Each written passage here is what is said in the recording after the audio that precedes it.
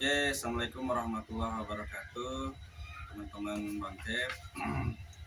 Alhamdulillah, kesempatan kali ini saya kedatangan tamu dari tim ahli LSM dan Walhi berkesempatan untuk memberikan pandangan terkait dengan lingkungan dan pertambangan di berbagai kepulauan.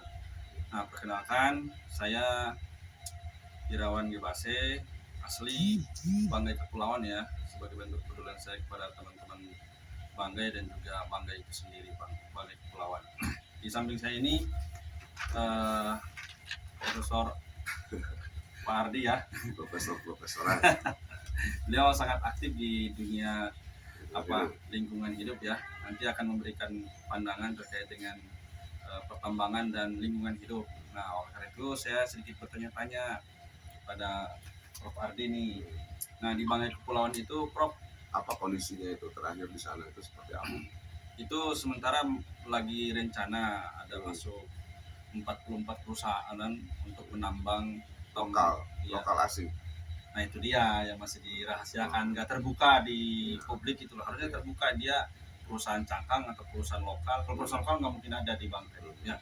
Ya, itu yang perlu diselidiki. Nah, itu Bangkep itu masalahnya itu Prof, hanya pulau kecil 243.000 hektar tuh. Nah, itu mau ditambang batu gampingnya itu Damato kalau orang bilang di sana. Jadi ada 44 perusahaan. Informasi yang saya dapatkan itu satu perusahaan itu sekitar 90 hektar. Nah, berarti kali sekian 44 perusahaan itu. Habis dong berarti semuanya di tambang pulau itu. Ya, itu jadi masalah kan. Biasanya kan kalau perusahaan kan kalau udah habis nambang dia nambah kontrak baru. Nah, Prof, gimana itu? Terus itu sebentar sebelum saya masuk ke sana, batu gamping itu untuk apa? Nah, yang informasi yang saya dapatkan itu dipakai untuk membersihkan nikel atau apa seperti itu. Berarti dipakai buat nikel di Pulau Besar Sulawesi berarti bakal dipakainya ya? Iya, di Halmahera kan dekat situ kan, dekat Banggai Kepulauan, sama di Morowali kan yang sekarang rusak. Ya, pada prinsipnya Indonesia itu kan undang-undang dasar kita, Undang-Undang 1945, ya ini sekaligus kami mengingatkan kepada para pengambil kebijakan, Pak Presiden kita Prabowo Subianto, yang undang-undang kita itu pada prinsipnya tanah, bumi, laut, udara itu dikelola oleh negara, dimaksimalkan untuk kebutuhan masyarakat, kesejahteraan rakyat. Jadi bagaimana prosesnya sebenarnya? Prosesnya itu ya negara yang mengelola, bukan swasta. Kalau swasta yang mengelola, pasti swasta cari untung. Ya, itu jadi masalah di dunia pertambangan ya. Jadi harusnya negara yang mengelola. Kalau negara nggak punya uang ya mending didiamin aja, atau ditambang secara rakyat. Harus ditambang memang ada kebutuhan. Misalnya katakanlah ada permintaan dari Halmahera mengenai kebutuhannya itu adalah batu gamping untuk uji nikel misalnya, untuk memurnikan nikel. Nah, berdayakanlah masyarakatnya, kelola oleh negara, itu undang-undangnya. Jadi sebenarnya di negara kita ini hal-hal yang seperti ini udah bukan sesuatu yang asing lagi, udah kerap kali terjadi. Nah, pesan saya kepada teman-teman Bangkep, Anda, saudara-saudara kami di sana, ya, kita bersaudara ya, apalagi Muslim itu bersaudara kuat, ikatannya bahkan lebih kuat daripada ikatan darah. Suarakan terus, tidak pernah berhenti, informasikan kepada kami kondisi-kondisi di sana. Kalau bisa setiap waktu, setiap detik siap kamera itu, memori siapkan. Nanti kita bantu untuk menyampaikan ini ke Jakarta, insya Allah gitu. Jadi lakukan terus perlawanan. Kenapa? Karena kalau tidak ada riak, itu susah nanti untuk membacanya. Saya tahu persis karena memang saya bergerak di ada jejaring di sampai Sulawesi lah ya. Ada di Bang Irawan tahu, ada jejaring saya di Sulawesi yang memang kepentingannya beda ya. Kegiatan sosialnya beda. Namun Indonesia Timur itu terlalu diabaikan sama pemerintah pusat. terlalu diabaikan. Jadi kepentingan-kepentingan apa bantuan-bantuan, bukan bantuan sebenarnya, itu tuh emang hak kita gitu. Jadi bukan kita dibantu, sebenarnya memang itu sudah hak kita. Yang pemerintah memang sudah selayaknya memberikan itu kepada kita. Kenapa saya bilang ini hak kita sebagai masyarakat? Karena kan kita diambil pajaknya. Kita diambil pajaknya itu, kalau pikir-pikir kan kalau ambil pajak itu kan kayak kita zaman kerajaan dulu gitu, peti gitu. Nah, kita nggak, oh saya nggak kapan kamu bayar pajak? Loh, setiap kita belanja itu kena pajak semuanya. Nyalain listrik kena pajak. Semuanya yang pajak. Lagi yang terbaru 22%. Itu. Jadi jangan dikira kita nggak, terus itu hak kita. Itu satu. Jadi perlawanan itu harus dilakukan. Ini hukum Indonesia ya. Hukum Indonesia itu lain ceritanya nanti kalau kita pakai hukum Islam. Nah itu teman-teman bangkit perlu belajar lagi ya. Iya, bagaimana hukum Islam memandang tambang, memandang kesejahteraan. Ya, nanti bisa kita bahas lah kalau memang teman-teman bangkit tertarik. Nanti kita bahas dari sisi ekonomi Islam. Bang Iriawan kayaknya lebih capable untuk menyampaikan itu. Tapi dari sisi Indonesia hari ini, kalau nggak ada informasi dari lapangan, ini semuanya dianggap bohong. Ya, jadi teman-teman bangkit update terus data-data terbaru, terutama juga menurut saya teman-teman bangkit bisa mengkaji perusahaan-perusahaan yang nambang itu siapa aja, dia perusahaan cangkang atau perusahaan murni. Nah, itu harus dipelajari. Kalau perusahaan cangkang hati-hati ya, siap-siap kalian akan dihabisi. Ya, dibenturkan sama itu lagi dibenturin kan. Lagi ada yang mendukung dan menolak. Nah, yang mendukung ini ada informasinya dia mendapat. Nah, begitulah. Nah, saran saya pertama gali secara hukum, secara konstitusi, undang-undang dasarnya bagaimana, undang-undangnya bagaimana, nanti ada peraturan pemerintah dan lain sebagainya seperti apa, gali itu.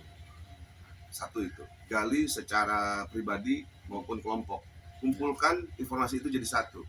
Penting ya, perhatikan ini, informasi ini jangan dianggap sepele. Sekecil apapun informasi itu, benar ataupun tidak informasi itu, kumpulkan. Jangan buru-buru diekspos, diskusikan dulu. Nanti biarkan kita sama-sama menilai, ini perlukah kita ekspos atau tidak. Satu itu. Yang kedua, saya udah kasih Bang Irawan kontak Bang Amin dari Walhi Sulsel. Saya nggak tahu di sana ada nggak gitu, karena Walhi juga nggak nyebar terlalu banyak, Bang. Indonesia Timur itu memang inilah ya, saya tidak mengecilkan teman-teman ya, dengan sangat sedih juga saya merasakan hal itu. Memang kesannya memang tidak diperhatikan. Terlebih kemarin yang ada video pesta babi itu ya, itu menurut saya itu bagian yang teman-teman harus waspadai. Tidak menutup kemungkinan itu terjadi di Sulawesi, bahkan kepulauan, lebih-lebih kepulauan. Saya nggak tahu. Kepulauan itu kontrolnya ya gimana ya, kan karena terisolir oleh laut, jadi seolah-olah dianggap mudah. Saya ingat suatu hari, ini cerita aja ya, teman saya di tentara ini, angkatan laut lah saya sebut aja. Suatu hari itu zaman SBY itu diminta untuk merangkul masyarakat Rempang, merangkul masyarakat Rempang.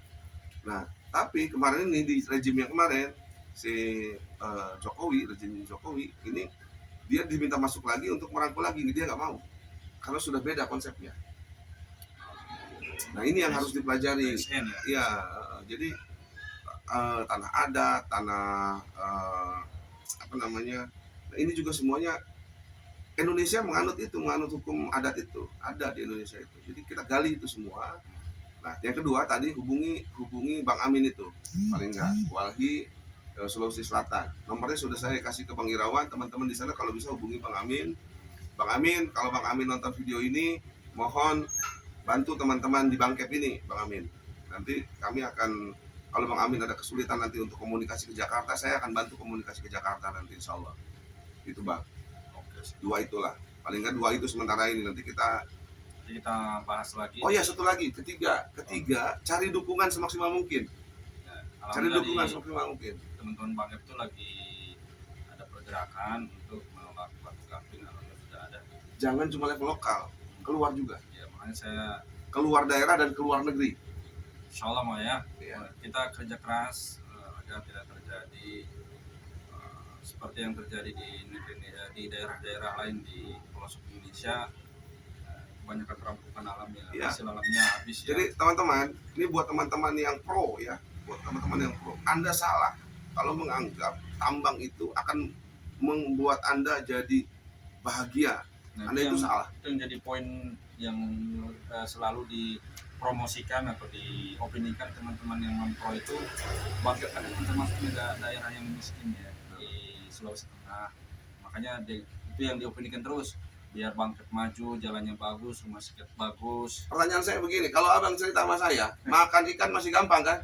Masih kan melimpah di Bangkit. Nggak perlu beli susah-susah, bisa nangkap dari laut. Iya, iya. Nanti setelah ada itu, entah kemana itu ikannya. Saya ingin nyampaikan ya, betapa mewahnya Bangkit kalau Anda tinggal di kota. Saya sendiri pengen balik ke Bangkit itu. Jadi narasi itu masyarakat miskin itu salah, itu pembodohan itu. Buat saya itu penjajahan. Supermarket Bangkit itu di laut dan di hutannya. Salah. Jadi kalau udah dirusak supermarket, Mau kemana supermarketnya? habis ya.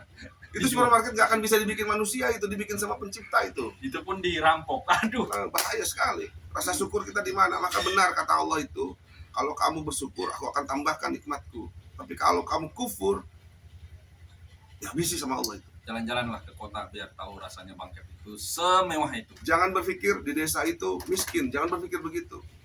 Anda miskin makan gampang, di kota makan susah. Semuanya beli dan nggak seseger di Bangkit ya.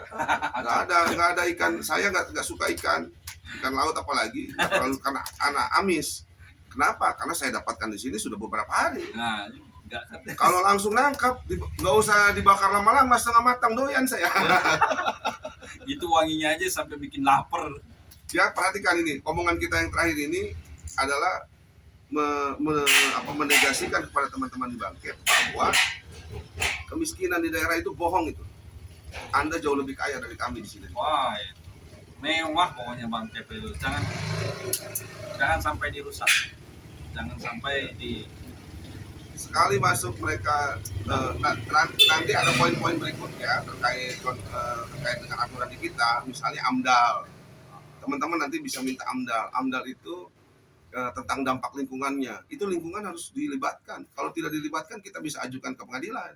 Ya, itu yang paling penting itu AMDAL. Nanti kita sama-sama cari dukungan juga di Jakarta sama NGO atau LSM lain, misalnya Lokataru misalnya, sama nanti kita bisa. Yang penting teman-teman bersatu. Sekarang kan sudah jelas belah dua nih, ya.